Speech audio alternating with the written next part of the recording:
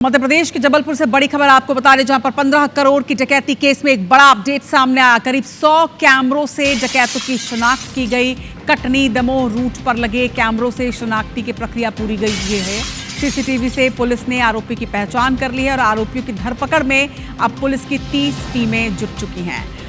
तो वारदात की तस्वीरें निकलकर सामने आई थी। जबलपुर में 15 करोड़ रुपए की डकैती हुई थी और अब इस डकैती के मामले में बड़ा अपडेट सामने आ रहा है। विजेंद्र पांडे हमारे संवाददाता हमारे साथ जुड़ रहे हैं। विजेंद्र, जिस तरह से इस पूरी डकैती को अंजाम दिया गया था, अब 100 कैमरों से डकैतों की शिनाख्ती हो गई है, आगे क्या डिटेल?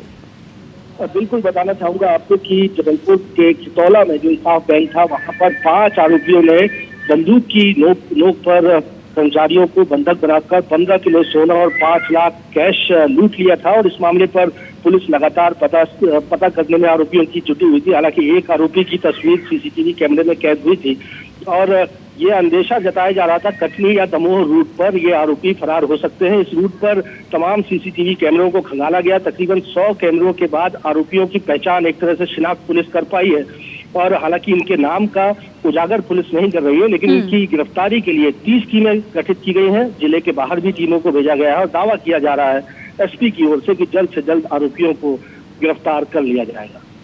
बिल्कुल, लेकिन विजेंद्र, इसमें यह भी पुलिस आशंका जता रही थी कि कहीं किसी और की संलिप्तता तो नहीं है, इस पर भी इंफॉर्मेशन जुटाई जा रही थी। क्या कुछ और क्लू मिले हैं या सिर्फ इस वक्त 5 आरोपियों की शिनाख्त हो पाई है?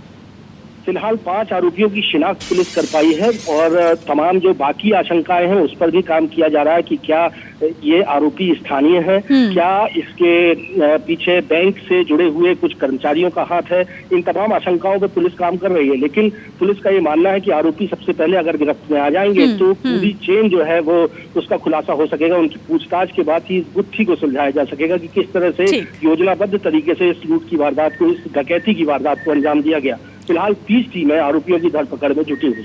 चलिए, उम्मीद करते हैं कि क्योंकि 30 टीमों का गठन किया गया है तो जल्द से जल्द अब आरोपी जो है वो पुलिस की गिरफ्त में होंगे। इस खबर पर जानकारी के लिए शुक्रिया।